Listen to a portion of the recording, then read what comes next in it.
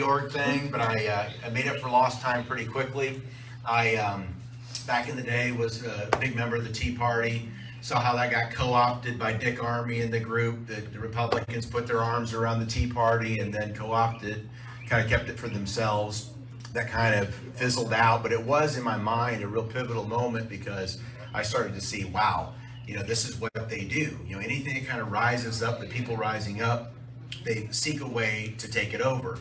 I'm seeing a little bit of that. I like Ron DeSantis, but I'm starting to see a little bit of that happening right now. A lot of the anti-Trump stuff going on right now. Just don't be fooled by it all. That's right. That's right. He was there in the fight for a long time. The reality that I feel right now moving forward and how I got involved is I basically was guilty of sitting on the couch for a lot of years, not doing my part, throwing the shoe at the television, Fox News, and all the rest of them, and thinking that somehow someone was going to hear that. At some point, you've actually got to be the change that you're looking for in the world.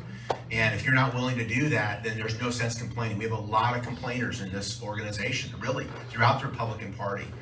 I remember one time I went to a meeting.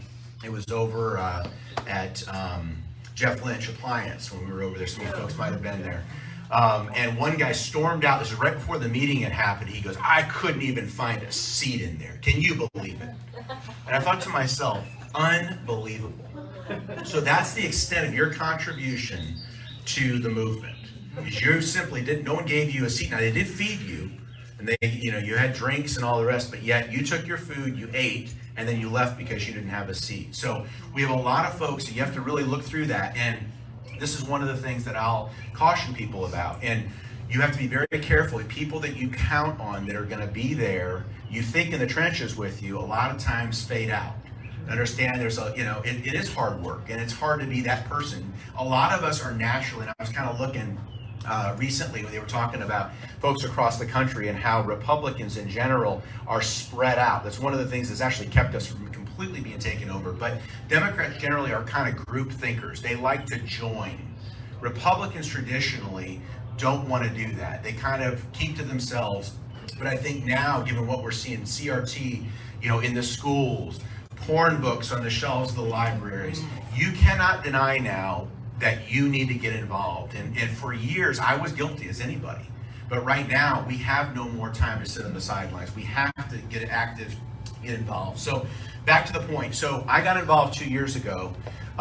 It was obviously with Jeff Davis and with Presley Stutz, who Presley just, near and dear to my heart. What a great man. Yes. Put it all on the line. Yes, he did. And really left very little for himself. You talk about a selfless person. I mean, this guy, he lived, slept, dreamt this movement, and to his own detriment. And people sometimes would say, "Oh, Presley this or Presley that," But the reality is he gave everything he had and then some to the movement because he felt he owed his country that, even after 20 years in the military. And so, that being said, that year I went ahead and I lived in the 29605, 16th Precinct in Greenville. I simply went out and said, all right, well, I'm going to go ahead and give this a shot. I ended up sending 816 mailers in my precinct to everybody in that precinct. So that's what it takes. I mean, I'm not going to, you don't have the money to fight the machine. You don't. You just can't fight them on the airwaves. You can't fight them in print. The reality is people have to know you and have to believe that you are the real deal and give them a reason to actually say, I'm going to vote for that guy, despite what the media says, despite what I'm hearing out there, because they also do a very good job of trying to isolate the target.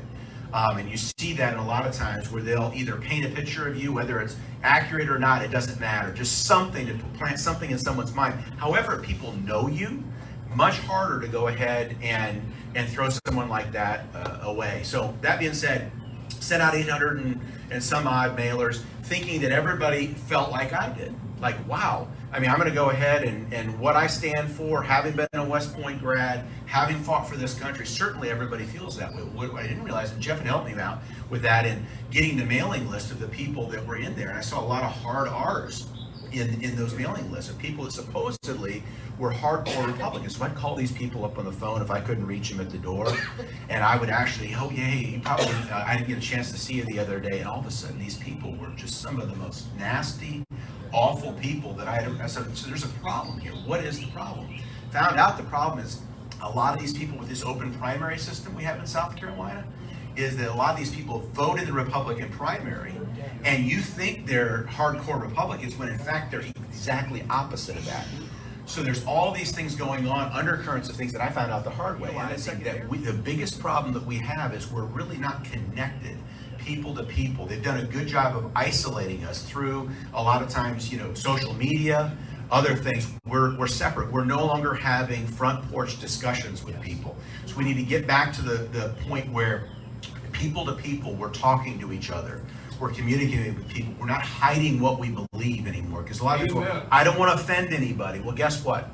We are where we are because we have not spoken up. That's right. And so, all that to say, that's who I am, and I'm looking forward to working with everybody.